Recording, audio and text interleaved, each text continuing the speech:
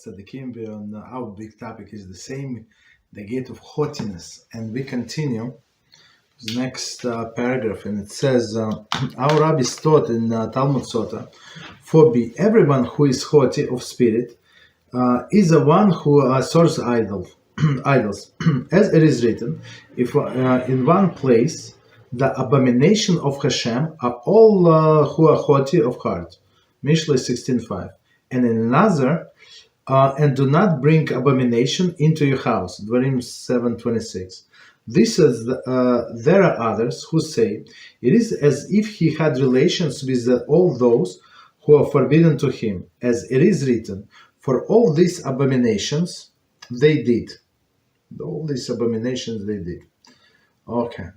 And it's from Vaikra 18:17. And there are others who say it is as if he erected the provisional altar, Bama.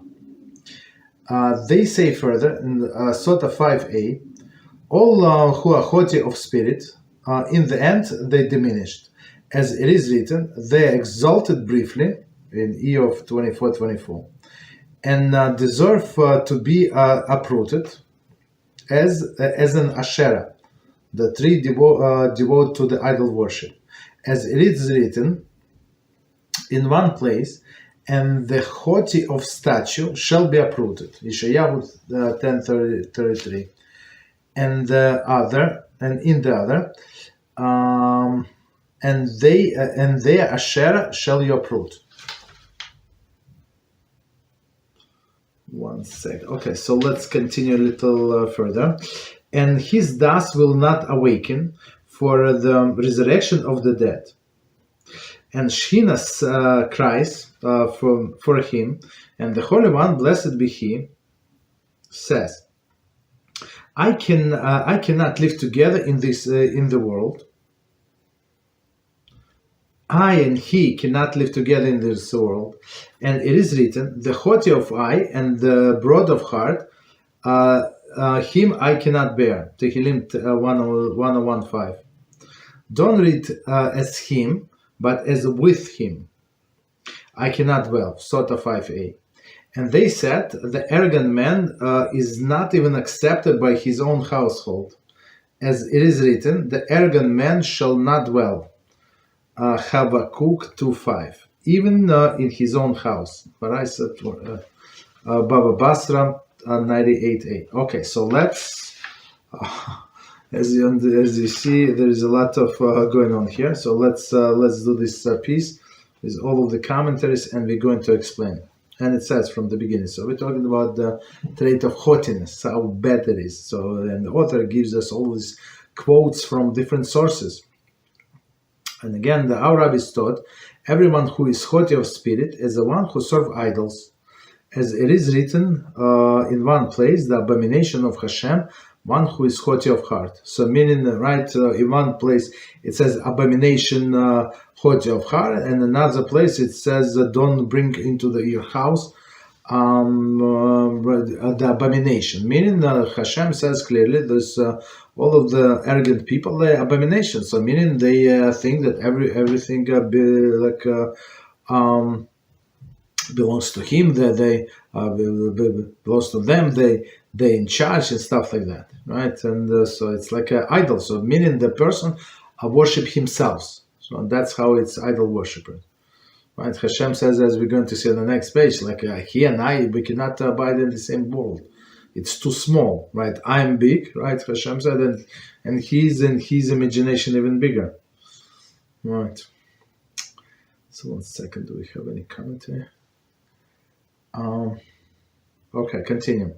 Right. There are others who say that it is as if he has relations with all those who are forbidden to him.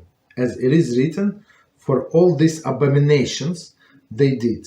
Right? So meaning it's like he's tameh v'tameh, right? He had relations with all of these forbidden people and animals, I guess, with everybody. So that's how disgusting this person is. Who is haughty. Right? So commentary say abomination of abomination of abomination. Okay, so 3 times. In all three cases, that of the haughtiness, idol worship, illicit relations, and Torah. One second. In all three cases, that of the haughtiness, one, idol worship, two, and illicit relations. The Torah used the word toeva, abomination, right? So meaning this is how we learn from the same word, gzera shava, right? So the same word we see that it's all abominations, meaning okay. Hence, the conclusion that they are all similar to in their evil. So again, haughtiness, illicit relations, and idol worshiping. Okay, so, and there are others who say it is as if he erected Bama. So Bama is like a stone or something, like temporary altar. So 8, commentary. It is he erected a provisional altar. It's based on a pasuk, withdraw from man who has a breath in his nostrils, for with what he is deemed worthy. Right, it's from Yirmiyahu. Right, meaning don't put your trust in a person, put your trust only in Hashem. The Gemara explains that man with the breath in his nostrils refers to the arrogant person who considers himself greater than others. Right, the breath. I mean, if you think about it, right, all the people have a breath in their nostrils, but here is like arrogant person. Okay, counsel is great. The end of this pasuk should be read. Okay, it is he is considered a provisional bama. He is so meaning that he is considered. He says. Like himself as an altar, which stands higher than a surrounding area. So he's himself like a Bama. I think it's like from Bama is a stone, right? So it's becomes higher. Okay, this arrogant person too raises himself higher than all surrounding area, the one surrounded him. So in some sense, it's like this Bama. They said further in Sota 5a, all who are haughty of spirit, in the end will be diminished. As it is written, they all exalted briefly. Okay, those with too much pride will fall in a short. Me'at. Me'at, like a little time. Me'at, right? There's an expression, me'at. I like when they say me'at. Right. All right, so meaning what? That all of these arrogant people, so it's guarantee, it's from Eov, that going to fall in a very short period of time. I mean, sometimes it's when you're part of the situation and think that this never going to come, right? Never going to end, but it will.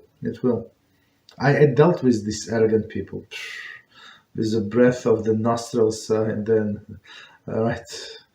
Very arrogant people, right? Very interesting. And he deserves to be uprooted of Asherah. To be uprooted as an Asherah, he deserves to be. So he deserves to be uprooted as Asherah. So like Asherah is a tree that they use for idol worshiping. Sometimes I think they put the idol under the tree. But sometimes they would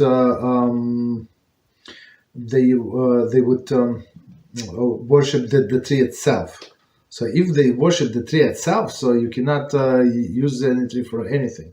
So even for firewood, have to only destroy it. But if it was idol, so that's why it was very important. But if it was for idol, like under the tree, so I think the tree would be able to use the tree. Okay. As it is written in one place, and the haughty of stature shall be uprooted. Right. It's from Yeshayahu 10:33. And in another place, and their Asherah you shall uproot. Right. So Asherahs meaning all of these trees you shall uproot. Commentary. The word for uproot Gimel Dalet Ayin, right, is used for the both in both psukim. Just as a shera, the tree devoted to idol worship, must be uprooted, the tree, right? So too the haughty person must be uprooted, right? The same root. Okay. So we're almost done. And it says, in his dust will not be awakened for a resurrection of the dead. So it's very scary, right? So this arrogant person, in his as it says, not only arrogant person, it says also about jealous person, somebody who's jealous, right? Is it good to be jealous? Not such a good idea, right? One of the reasons the person is not going to be resurrected with the resurrection of the dead. Okay, so commentaries say, dust will not awaken. He will not rise from the grave at the time of resurrection of the dead. Rashi Sota 5a. Who? This arrogant person. And after Shechina cries for him, and the Shechina cries for him. I mean, Hashem does not want to destroy anybody. You understand? And I think, from my experience, these arrogant people, they're very talented. Right, they're very talented. If they just channel their talents, they're ambitious to the right channel, they would be amazing people. So that's why I think that's the reason it says, and the Shechina cries for them. So meaning that you have such a big potential, and that's what you use it for, to put other people down, right? To aggrandize yourself. And the Holy One, blessed be He, says, I and he cannot live together in this world.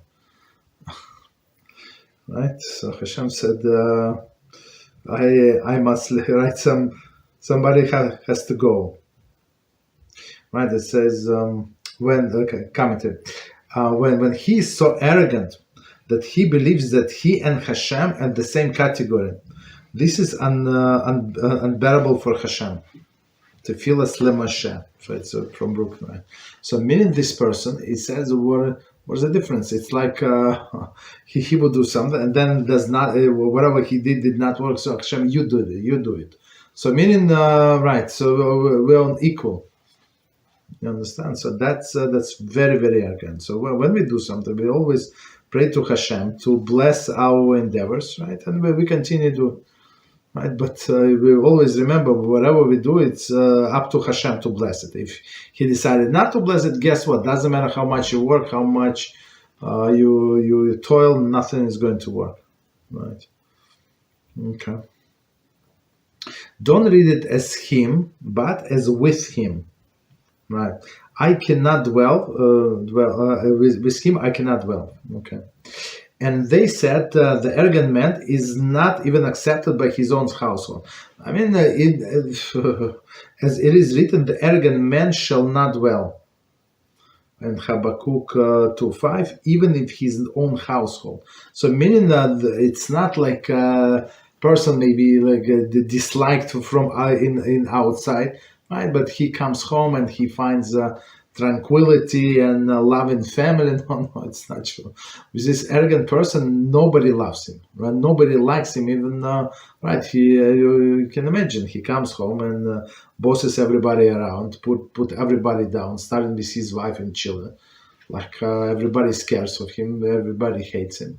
And yes, they do whatever he tells them, but guess what? When they dream of the day when he passes away, they just can get rid of him. And then burn on all of his clothing. Right, so all right, so we stop here. Very strong lecture. Again, okay, so next question. How to achieve this aligning oneself with Hashem's will, focusing on truth, and refilling one's inner state. Refining one inner state. I mean, Avodat Hashem. aligning our will with Hashem's will. If the purpose is to serve Hashem, studying Torah every day, same as practicing mitzvahs, I mean, he gives the answer. How is it to cultivate truthfulness? Okay, here's a core. In all the aspects of our lives. Very good question. That alignment with truth, and do more teshuva, and in this material world, control ego and selfishness, and purify our inner being and emotional balance. Hashem, thank you. And this question is. I mean, that's like it's summary maybe of this book of Orchos Tzaddikim or Mislas Yesharim. That's a summary of this question. But let's try to answer it like in general. Okay, how to achieve the aligning oneself with Hashem's will. So aligning with Hashem's will. Let's start from this one, meaning that eliminate your will. Right, and in all of these cases, for example, if you take the previous question, concert. So let's say, is it proper? Most likely not. But will you be able to find some rabbi who said, yeah, it's only security guard. He knows, like he does not care. He speaks on the phone. Like we have a guy right in our shul. He's a non-Jew. Right, he cleaning, he's preparing this, that. I mean, and during the Shabbos, he's on the phone. He does not care. I mean, he's not Jew. He talks to his friends, whatever. I mean, right, there is no problem. He minds his own business. Right, can you say about the security guard? Maybe yes, maybe no. On one hand. On the other hand, like, will Hashem be happy with me? So that's the main question. Will Hashem be proud of me if I say this? If I say that, if I offend this person, if I'm going to attend this venue, this event, like be truthful. And as we said before, Mechtav Meliyahu said in every person, Hashem gave this point like of truthfulness. Every person knows deep inside, without asking anybody, without reading any books, without any rabbi, like deep inside every person, if he or she would concentrate deep enough and want to know the truth, they would find the truth, 100%. Right? Because Hashem said, look, if I remove this feeling, like they would not be able to do teshuva. But with this feeling, even the person lied to themselves 100 million times, and they convince themselves they're tzaddik, even though they're rasha mevusha, right? Well, let's put it this way, right? But deep inside, still, like something would steer from time to time that I'm doing something wrong. So in this case, I would have a chance to do teshuva. So meaning to align oneself with Hashem, like what Hashem would say. If for example, Hashem is here always. He's everywhere always, and that's how it's actually. We learn now in Mislas Yesharim. It's a chapter we started, chapter 26, right? But in chapter 24 and 25, it was about fear of the sin, and it says like okay, but how to stir up myself like fear of the sin. So they say you have to imagine yourself and remind and contemplate you over and over again that Hashem is here right now, literally, and He's going to write down everything that it says, and He's going to hear everything what I say, and He knows not that, but even my inner feelings, right? What was my intention?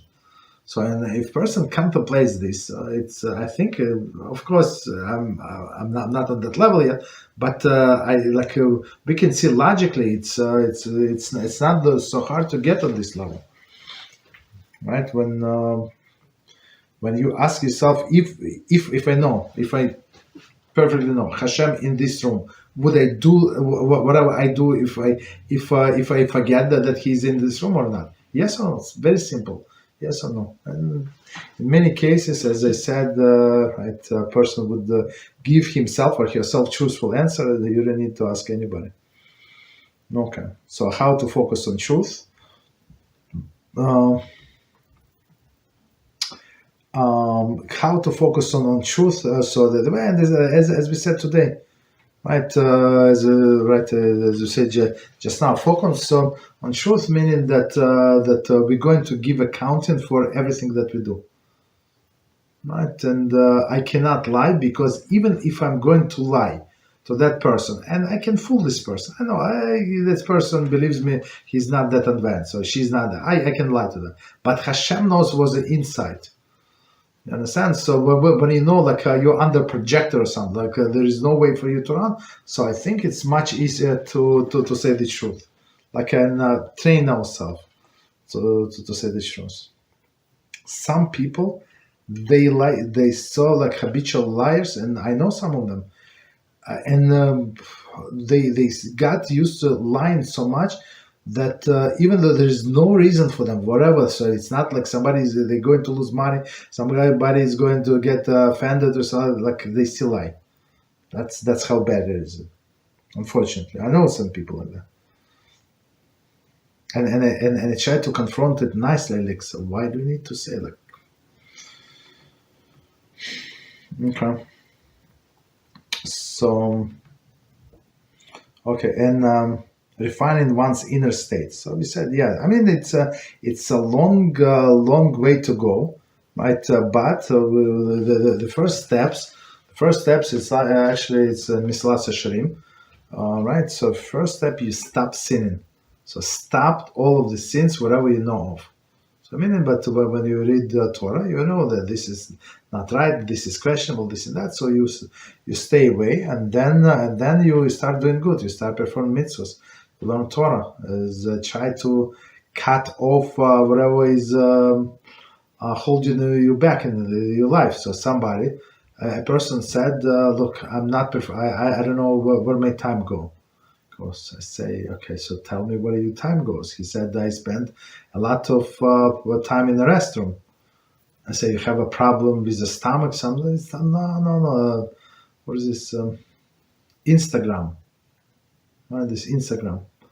And they say it's videos, and I think some of them are very useful, and I like to watch it. And it's not bad. So okay, I told her it's not like I'm suspecting to like watch anything bad. I said, yeah, but this and that and nature and like do it yourself things. So they build something.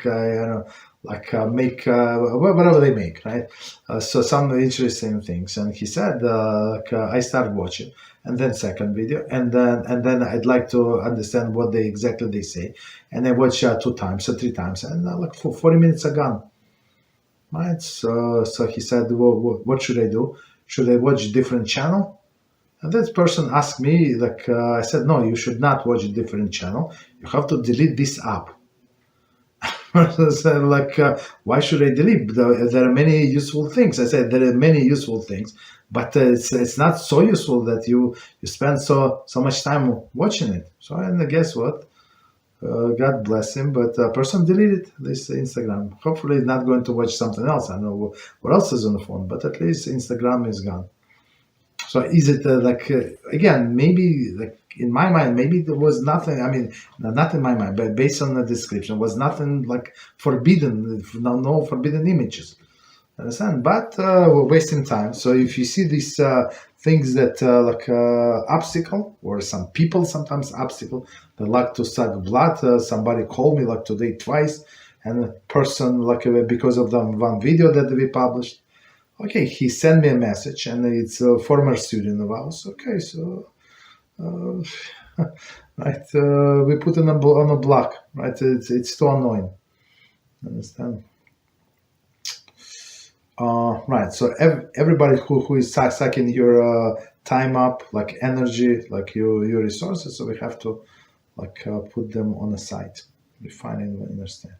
I mean, what is Hashem? Aligning with Hashem's will. I think we've answered, right? So whatever Hashem wants, it's not a secret. It's all says in the Torah, very straightforward. All of the things, as we said today, like in our Orchos Tzaddikim class. So Hashem says clearly, this prideful people I hate.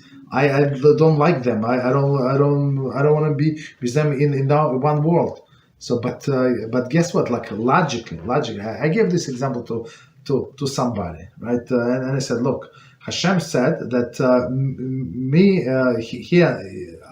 he and I cannot live in this world, right? And I said, well, what do you think? What do you think it means? And the person said, yeah, it's like person is very prideful. I said, yeah, but just read maybe 17 times until you get it. Hashem said, Hashem is eternal. This person is disposable. So meaning that Hashem said, me and you cannot live in this world. You meaning that you're out. Hashem is going to stay. So think about it. You understand?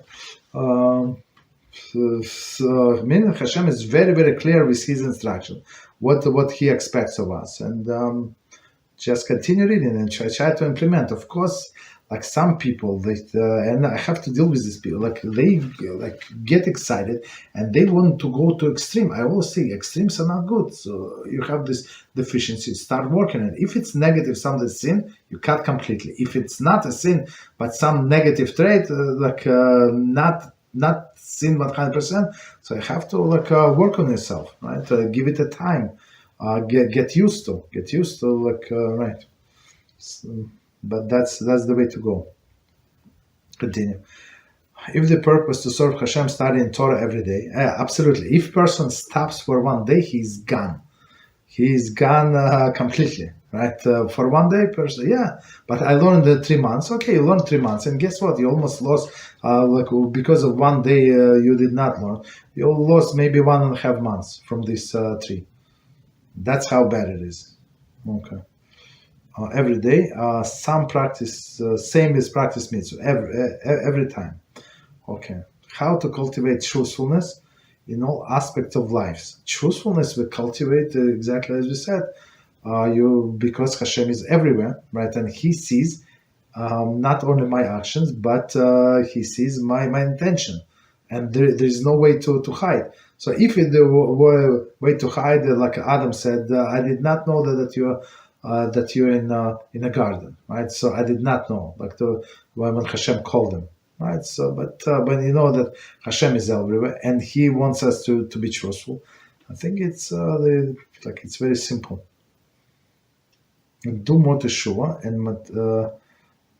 in this material world, control ego and selfishness. Do teshuvah, okay. I mean, we always try to do teshuvah, like it was for all of the things that we mentioned just now. In material world, control our ego and selfishness. I mean, if you ego, when you learn, for example, you learn this again. We're going to this Orchos Tzaddikim. You see, maybe I'm not that arrogant that he said, but I'm somewhat arrogant. So meaning what? That I have to work on myself, and we see that there is no limit on what it says. Our sages say how Hashem dislikes it. You understand? And it says that He's going to cut him down and this and that. So an ego should go to the garbage, but it should be used only in appropriate situation. What is appropriate situation? We're going to learn when you confront heretics, Apikorsim. Then you have to show the ego and arrogance all the way to the sky. You're not allowed to be humble. But with all other cases, must be humble. Right, emotional balance. Right, so emotional balance could be achieved only when a person purify themselves. Right, then comes emotional balance. So emotional balance comes from understanding that it's only temporary. Right, the whole world is temporary. Our life is temporary, and Hashem said. I send you this suffering, this test, right, to see how you're going to perform under the pressure. To reward you in your end, right? It's me testing you. It's me. Hashem said, "It's me. It's from me." And I want you to I want to give you a reward, but reward comes only at the end when you pass the exam. I think no normal person would celebrate celebrate before they pass the exam, right? Like school exam, like in medical school exam, like in a law school exam. Yeah, after they pass exam, they got the grades. Yeah, they can celebrate. But before that, it's not normal. You understand? So that's the thing. Okay, so.